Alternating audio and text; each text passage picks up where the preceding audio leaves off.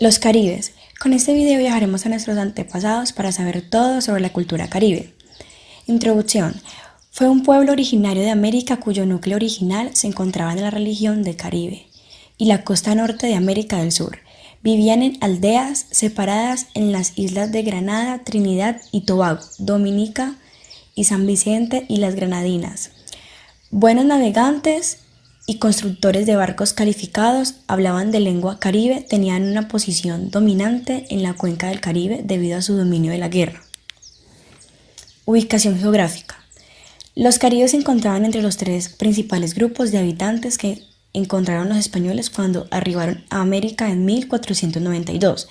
Se consolidaron como una de las familias indígenas más importantes de la América del Sur, basado en su elevado número de tribus, así como en su fuerte carácter expansionista. Entre sus centros de dispersión estaban las costas del norte de las actuales Colombia, Venezuela y las Guayanas, extendiéndose hacia el norte de las Antillas Menores y otros puntos de las Antillas Mayores.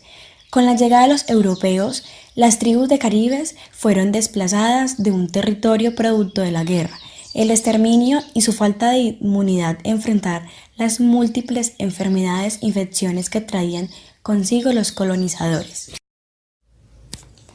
Organización política y social. La cultura caribe temprana era patriarcal. Las mujeres llevaban a cabo los deberes domésticos de la crianza de los niños pequeños, procesamiento y producción de alimentos, ropa y cultivar la tierra para agricultura, incluyendo la siembra y la cosecha.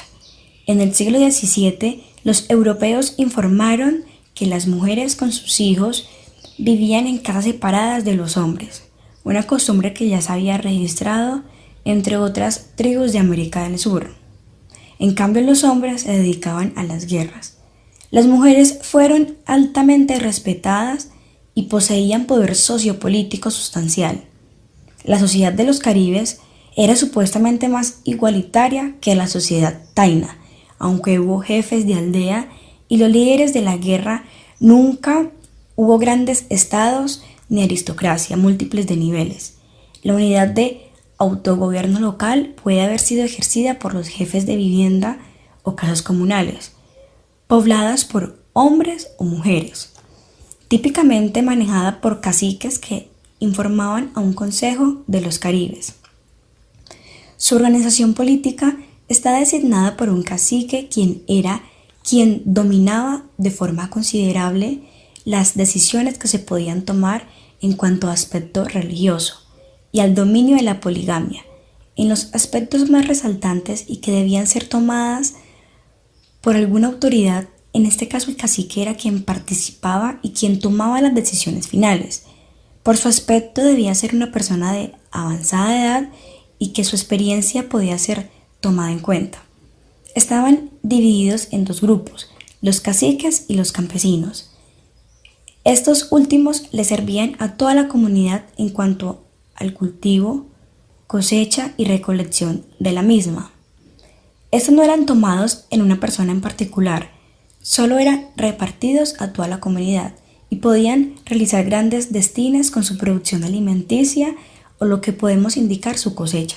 Estos eran cocidos y repartidos a toda y cada uno de sus miembros en forma equitativa. Se designaban quienes podían participar en cada una de las organizaciones de sus fiestas.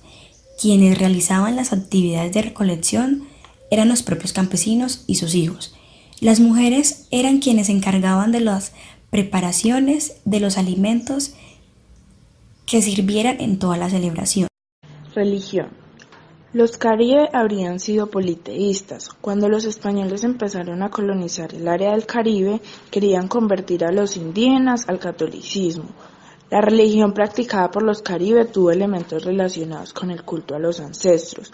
Los taínos creían en un espíritu maligno llamado Maibouya, que debía ser apaciguada para evitar cualquier daño. La función principal de sus chamanes, llamadas buyeis, era curar a los enfermos con hierbas y hechizos, además de mantener a raya a los Maibouya. Los sacerdotes buyeis fueron muy importantes y se sometieron a entrenamientos especiales al igual que los guerreros. Como eran las únicas personas que podían evitar el mal, fueron tratadas con gran respeto. Sus ceremonias fueron acompañadas con sacrificios como los arawaks y otro nativo americano. Los caribe fumaban tabaco en los rituales religiosos. La palabra caribna significa persona. Los ingleses registraron costumbres de la cultura caribe y hallaron pruebas de canibalismo. Aunque los caribes solo practicaban en sus rituales religiosos el canibalismo y también en rituales relacionados con la guerra, consumían supuestamente el cuerpo de sus enemigos. Algunos europeos creían que los caribes practicaban el canibalismo de forma cotidiana. Tradición. En la cultura caribe era tradición mantener los huesos de los antepasados en las casas. Algunos misioneros describieron la práctica como parte de una creencia. El espíritu ancestral cuida y protege a sus descendientes. El explorador italiano Giovanni da Versano fue asesinado por una tribu amerindia y se cree que habría sido comido por los nativos americanos del Caribe, en lo que hoy es Guadalupe, Antillas Francesas, en el año 1528, antes llamado Caruquera por los amerindios, cosa que significa las islas de hermosas aguas, durante su tercer viaje a América del Norte. Los historiadores han descrito el canibalismo relacionado con los rituales de guerra. En 1503, la reina Isabel dictaminó que las personas estaban mejor bajo la esclavitud, una definición que incluía explícitamente a los caníbales, y podía tomarse legalmente como esclavos. Esto proporcionó a los españoles un incentivo legal y un pretexto para identificar varios grupos amerindios como caníbales. De esta forma, esclavizarlos y quitarles sus tierras. Hasta el día de hoy, el pueblo de los Caribes lucha contra lo que se considera una idea equivocada acerca de los antepasados. Actividad económica. La pesca de grandes especies, tanto de océano como de río, era la fuente fundamental para su alimentación. La conservación por largos periodos, gracias a su técnica de humeado, secado y salado, llamaban a su cocina barbacoa. Era un mesón de madera cubierto por tierra donde asaban y cocinaban sus alimentos. Su agricultura cosechaba papa, arracacha, achuva, maíz, yuca, mandioca, cocoa, tabaco, algodón, coca, ají, achira, aguacate y distintos tipos de frijoles, auyama, guayaba y maguey. Las crónicas mexicanas afirman que los caribe practicaban antropografía. Fue una expansión los llevó a tomar los poblados que permitían la exogamia pacífica, en los que mataban a los varones, adultos y niños para tomar exogamia a sus mujeres y viudas y solteras. Sin embargo, los antropólogos se muestran divididos en cuanto a la realidad de estos hechos. Organización social. Los caribes se agrupaban en clanes familiares de linaje patrilineal llamados casiazgos, manteniéndose alianzas como pueblo federado.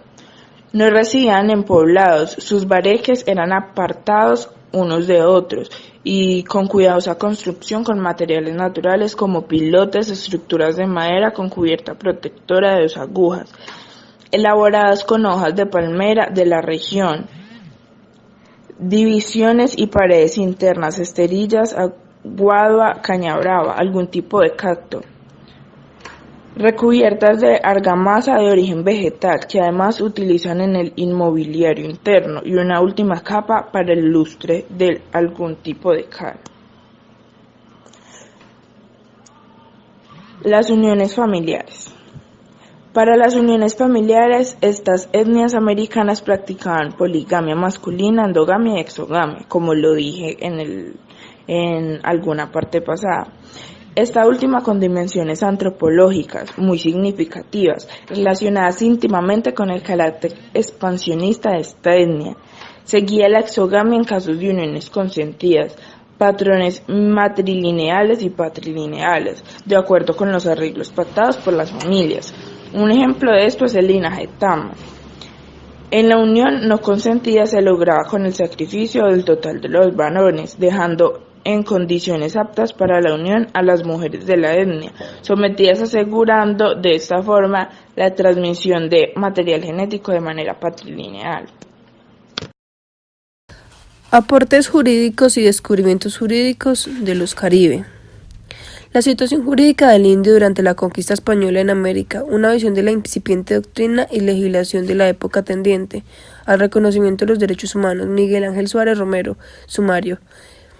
Introducción, la influencia de la doctrina en la situación jurídica del indio, el pensamiento de Francisco de Victoria, de los títulos no legítimos, de los títulos legítimos, la doctrina de Bartolomé de las Casas, la capacidad jurídica del indio, de los ordenamientos jurídicos legales, capacidad de obrar en el ámbito público, capacidad de obrar en el ámbito privado, las restricciones en la capacidad de obrar del indio por solo hecho de serlo, reflexión en torno a la encomienda como esclavitud encubierta. El presente trabajo toma como punto de partida la tesis del investigador español José Manuel Pérez Prendes, quien califica de insatisfactorias a las corrientes panformalistas y paneconomistas, que han tratado de explicar el sistema jurídico implantado en la América española, surgiendo en su lugar una realidad dual en la que se conciba un colonialismo directo de Estado. Así intentaremos conjugar simultáneamente parte de la doctrina y de la legislación de la época, haciendo notar como el reconocimiento de ciertas capacidades al indio, tanto índole público como privado, que hacen pensar en la intención por parte de la corona española de reconocer ciertos derechos a los aborígenes. No fue óbice para que a su vez se instrumentaran otra serie de instituciones, normas y prácticas que restringen esas capacidades y derechos por el solo hecho de pertenecer a la raza indígena. En la doctrina, el problema jurídico que plantea el descubrimiento de América puede dividirse de los grandes bloques o ciclos de exponentes cuyas ideas se oponen entre sí. El primero, que consiste en una serie de títulos de pensadores europeos considerados justos, se basaron fundamentalmente en la ampliación de valores universales de Occidente o bien en una degradación de la categoría jurídica del indio por considerado bárbaro, pecador e infiel. El segundo de los ciclos, en cambio, se caracterizó porque los autores no consideraban válidas las afirmaciones de los antecesores, más por el contrario defendieron la calidad humana de los indios, haciéndoles sujetos del derecho a pesar de su condición de gentiles o no creyentes. La conquista de América tuvo un fuerte impacto sobre la población indígena. La mayor parte de esta población se convirtió en mano de obra de servicio del español, aun cuando la corona los consideraba personas con igual dignidad que los españoles. En la práctica, muchos españoles abusaron de los aborígenes. Esto llevó al rey de España a dictar leyes para protegerlos, y también hubo personas, en su mayoría sacerdotes, que defendieron los derechos de los indígenas. La conquista de América, en la expresión que hace referencia a la exploración, apropiación y colonización de parte del continente americano por parte de algunas naciones europeas, entre las cuales se encuentran España, Portugal, Inglaterra, Francia y Holanda, a partir de la llegada de Colón a América de 1492, y se mantuvo principalmente durante los siglos 1501, 1601 y 1701, aunque aún continúan algunos enclaves coloniales en el presente. Dicha acción supuso la invasión del territorio político y cultural de numerosos pueblos indioamericanos, entre los cuales los más conocidos fueron el Imperio Inca, el Imperio Azteca y la Confederación Chibcha, así como cizazgos, tribus, confederaciones de tribus y otros sistemas de organización política que perdieron su autonomía, vieron sometidos o eliminados sus líderes, diezmada su población, aniquiladas sus culturas en una acción de sometimiento del alcance continental. La conquista europea se propagó a partir de enclaves urbanos y no penetró en las áreas más remotas del continente. Así, varios pueblos originados mantuvieron el dominio sobre vastos territorios. La llanura pampeana, el Gran Chaco, el Mato Grosso, la región amazónica, la región del Darién, las grandes llanuras del oeste norteamericano permanecieron bajo el dominio de las naciones como los Machupe, Het, Rankel, Wichi, Com, amazónicas, Algonquina, Hopi, Comanche, Inuit, etc.